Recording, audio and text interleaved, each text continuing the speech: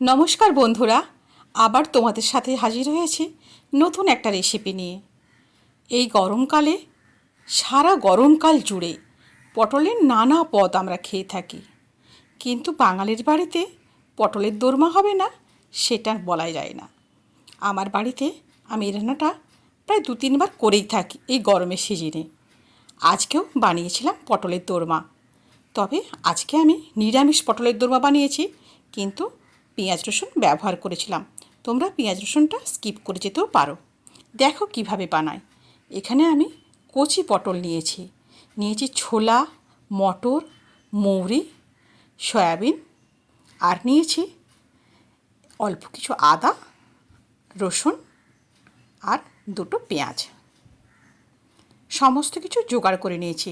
এইগুলো দিয়ে কিন্তু আমি পুর বানাবো।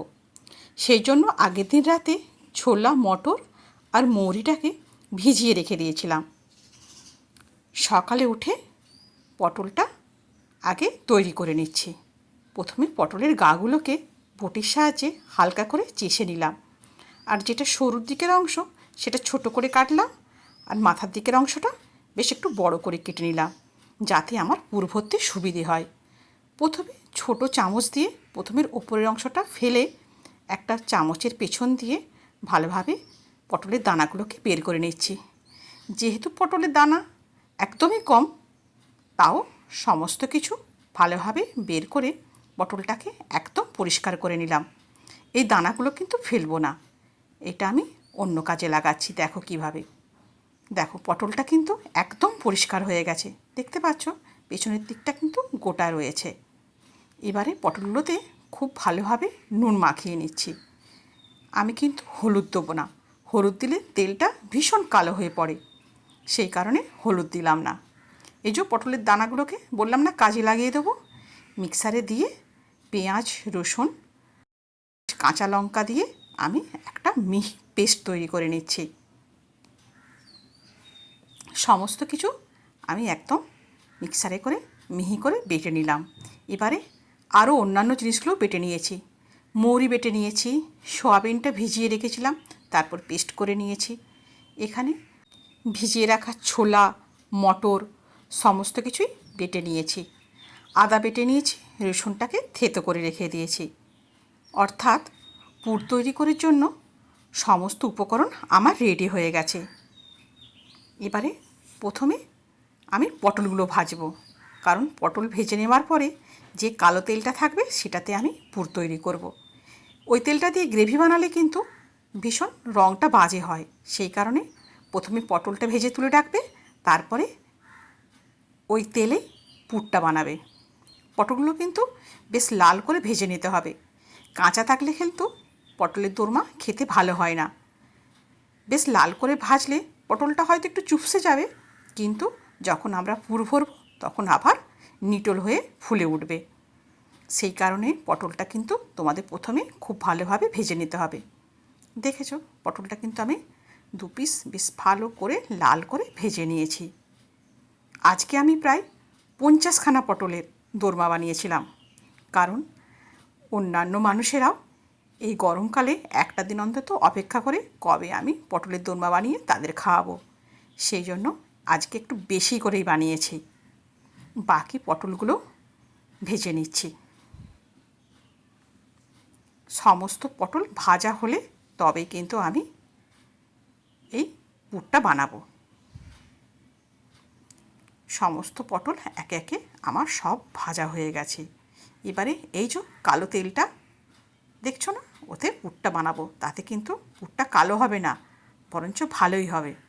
প্রথমে রসুন দিয়ে সয়াবিনের কিমাটাকে দিয়ে দিলাম, তারপর একে একে সমস্ত কিছু দিয়ে দেবো।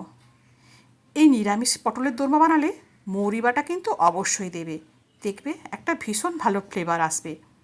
তোমরা পেঁয়াজ রসুনটা তখন স্কিপ করে যাবে, কিন্তু পেঁয়াজ রসুনটা দিলেও কিন্তু স্বাদটা ভালোই হয়, সেই কারণে আজকে আমি একটু পেঁয়াজ রসুন দিয়েছিলাম। দিয়ে দিলাম ছোলা, মটর সমস্ত পেস্ট, মৌরি বাটা, দিয়ে দিচ্ছি আদার বাটা, তারপর দিয়ে দেবো পরিমাণ মতো নুন, আর অবশ্যই অল্প পরিমাণ চিনি দেবো। চিনি দিলে স্বাদের ব্যালেন্সটা ঠিক আসে আর খেতেও ভালো হয়। দিয়ে দিলাম 1 চামচ গরম মশলার গুঁড়ো। এবারে আমার ভেজে নেওয়ার পালা। এই ভাজতে অনেকক্ষণ সময় লাগে। তোমাদের কিন্তু ধৈর্য ধরে পুরটা ভাজতে হবে। গ্যাসের ফ্লেম কমিয়ে বাড়িয়ে তোমাকে পুরটাকে একদম শুকনো করে নিতে হবে। প্রায় আধা ঘন্টা ধরে আমি পুরটাকে ভেজে নিচ্ছি। দেখো পুরটা কিন্তু আমার অনেকটাই ভেজা হয়ে গেছে। এই কড়াইয়ের গায়ে সমস্ত কিছুকে ছাড়িয়ে নিচ্ছি খুন্তির সাহায্যে। আর অল্প তেল দিয়ে কড়াটাকে বেশ তেল সরসরে করে নিলাম, যাতে না কড়ার গায়ে একটুও পুর লেগে থাকে। এইভাবে পুরটা শুকনো করে ভেজে আমি প্রায় আধ ঘন্টা ধরে ঠান্ডা করে নিয়েছিলাম। ঠান্ডা হয়ে যাওয়ার পরে পুরটা দেখো এরকম ঝুরঝুরে হয়ে গেছে। এবারে আমার পুর ভরে নেবার পালা পটলের ভেতরে। এবারে এক একটা পটল নিয়ে আস্তে আস্তে করে পুরটাকে ঢুকিয়ে দিচ্ছি। ঠেসে ঠেসে নিচ পর্যন্ত আমি আঙুলের সাহায্যে ঢুকিয়ে দিলাম। দেখেছো পটলটা কিন্তু চুপসে থাকলেও পুর ভরার কারণে একদম নিটোল হয়ে যাচ্ছে। এইভাবে যদি পটলের পুর ভরো তারপর গ্রেভি বানাও, দেখবে পটলের পুর একদম পটল থেকে বেরিয়ে আসবে না, খেতেও ভীষণ সুস্বাদু হবে। কিন্তু কাঁচা পটলের পুর ভরে ভাজলে তার স্বাদটা ভালো হয় না, আর যখন গ্রেভি বানাবে বা ভাজবে তখন দেখবে পুরটা বেরিয়ে আসছে। সেই কারণে প্রথমে পটলটা ভাজবে, তারপরে পুরটাকে ঠান্ডা করে আস্তে আস্তে করে পুরটা ভরে নেবে। বেশ ঠেসে ঠেসে ভরাবে, যাতে পুরো পটলটা নিটোল হয়ে ফুলে ওঠে। আমি একে একে সমস্ত পটলের পুরটা ভরে নিলাম। আজকে সারাদিনই প্রায় ব্যস্ত ছিলাম এই পটলের দোরমা করার জন্য। এটা একটা লেন্দি প্রক্রিয়া, কিন্তু খেতে ভীষণ ভালো হয়। সমস্ত পটলের পুর আমার ঠেসে ঠেসে ভরা হয়ে গেছে। এবারে আমার গ্রেভি তৈরির পালা। গ্রেভিটাও কিভাবে বানাবো, কি কি মশলা দেবো, সব কিছুই তোমরা দেখে নাও বন্ধু। দেখো দু সাইডে আমি ঠেসে ঠেসে পুর ভরে আমি পটলগুলোকে রেডি করে নিয়েছি গ্রেভি করার জন্য। কি সুন্দর দেখতে লাগছে না? যেই পুর ভরেছি কালারটাও বেশ ভালো লাগছে। যতই ভাজা হয়ে থাকুক চুপসে যাক, কিন্তু পুর ভরার কারণে একদম টুবো টুবো হয়ে ফুলে উঠেছে। দেখো কি কি মশলা নিচ্ছি গ্রেভি করার জন্য। নিয়েছি 100 গ্রাম টক দই, নিয়েছি কাজু কিশমিশ, কাজুটাকে থেতো করে নিয়েছি, নিয়েছি 2টো পেঁয়াজ, রসুন, টমেটো আর কাঁচা লঙ্কা। মশলা হিসাবে নিয়েছি লঙ্কার গুঁড়ো, জিরের গুঁড়ো, আদা আর হলুদ। ফোড়নের জন্য গোটা এলাচ, দারচিনি, লবঙ্গ আর অল্প জয়িত্রী। এবারে পেঁয়াজ, রসুন, টমেটো, কাজু, কিশমিশ, কাঁচা লঙ্কা খুব মিহি করে বেটে নিচ্ছি। গ্রেভিটা বানাবো কিন্তু সাদা তেলে, এই জন্য আমি বেশ কিছুটা সাদা তেল দিয়ে দিলাম গোটা গরম মশলাগুলো। গোটা গরম মশলা দিয়ে দেবো এই পেঁয়াজ রসুন সমস্ত কিছুর পেস্টটাকে। এবার কিন্তু নাড়ানোর পালা। যেহেতু কাজু কিশমিশ দেওয়া আছে সেই জন্য নিচে বসে যেতে পারে, তোমাদের কিন্তু নাড়িয়েই চলতে হবে। একে একে সমস্ত মশলাগুলোই আমি এই গ্রেভির মধ্যে দিয়ে দিচ্ছি, দিয়ে খুব ভালোভাবে কষিয়ে নেব। প্রায় মিনিট 5 ধরে আমি নাড়াচাড়া করে করে এটাকে কষাচ্ছি। তারপর দিয়ে দিলাম স্বাদ মতো নুন। নুন দিয়েও বেশ খানিকক্ষণ ধরে নাড়াচাড়া করলাম। দেখেছো সাইড থেকে কিন্তু তেল ছাড়ে বেরিয়ে আসছে, অর্থাৎ মশলাটা আমার খুব ভালোভাবে অনেকটাই কষানো হয়ে গেছে। আবারও নাড়াচাড়া করে নিয়েছি। যেহেতু কাজু থাকে, কাজু দেয়া থাকলে কিন্তু মশলাটা খুব তাড়াতাড়ি নিচে বসতে শুরু করে, সেই কারণে মাঝে মাঝে কিন্তু নাড়িয়ে নিতে হবে। এবার দিয়ে দেবো ফ্যাটানো টক দই। টক দইটাকেও আমি মিক্সারের বাটিতে করে খুব ভালোভাবে ফেটিয়ে নিয়েছি। ফেটিয়ে নিয়ে মশলার সঙ্গে দিয়ে দিলাম। গ্রেভিটা কিন্তু খুব দুর্দান্ত খেতে হয় এইভাবে গ্রেভিটা যদি পটলের দোরমা তোমরা বানাও। গ্রেভিটাও অনেকটা কষানো হয়ে গেছে, আবারও নাড়াচাড়া করে নিচ্ছি। এবারে এই মিক্সির বাটি ধুয়ে আমি অল্প পরিমাণ জল দিয়ে দিলাম। খুব বেশি জল দেবো না, কারণ এটা গ্রেভিটা ঘন ঘনই বানাবো, তবে কিন্তু পটলের দোরমাটা খুব ভালোভাবে হবে।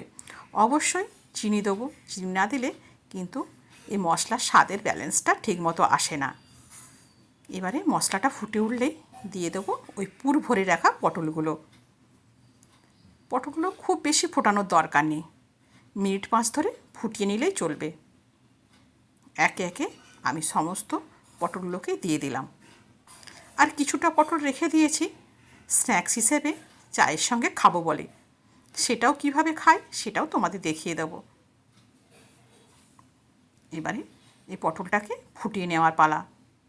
মিনিট 5 ধরে পটলটাকে খুব ভালোভাবে ফুটিয়ে নিলাম।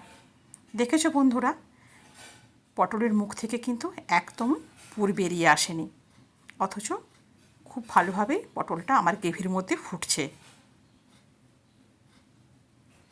এবারে গ্যাসের ফ্লেমটাকে বন্ধ করে দেবো, কারণ গ্রেভিটা আমার ঠিকঠাক পর্যায়ে চলে এসেছে। এরকম ঘনভাবে গ্রেভিটা রাখবো। গ্যাসটা বন্ধ করো। আমি মিনিট 5 ধরে কড়াইয়ের মধ্যে পটলটাকে রেখে দিয়েছিলাম। তারপরে একটা পাত্রে ঢেলে নিলাম। কি দুর্দান্ত কালার হয়েছে বন্ধু, দেখেই খেতে ইচ্ছে করছে না? ভীষণ ভালো হয়। কিন্তু পটলের দোরমা যে শুধু ভাত দিয়ে খেতে হবে তার কিছু মানে নেই। তুমি রুটি, পরোটা, লুচি, ফ্রাইড রাইস সবের সাথেই খেতে পারো। এটা এমন একটা পদ, সবের সাথে কিন্তু ভীষণ ভালো লাগে। আর শুধু ভাজাটা তো চা, রুটি তাও খেতে পারো, দেখবে খেতে ভীষণ ভালো লাগে। পটলের দোরমা গ্রেভি আমার রেডি হয়ে গেছে। এবারে আমি যে পটলগুলো রয়েছে সেইগুলো একটু ভেজে নেব। দেখো কিভাবে ভাজি সেটাও কিন্তু দেখার আছে। যেহেতু পটলটা পুরোপুরি ভাজা নেই, এবারে ভেতর থেকে গরম হওয়ার জন্য আমি একটা কড়াইয়ে হালকা করে তেল দিয়ে দিলাম। তেল দিয়ে গ্যাসটা কমিয়ে নাড়াচাড়া করে নেব এপিট ওপিট করে। এরকম গরম গরম এই পুর ভরা পটল খেতেও কিন্তু বেশ লাগে বন্ধু।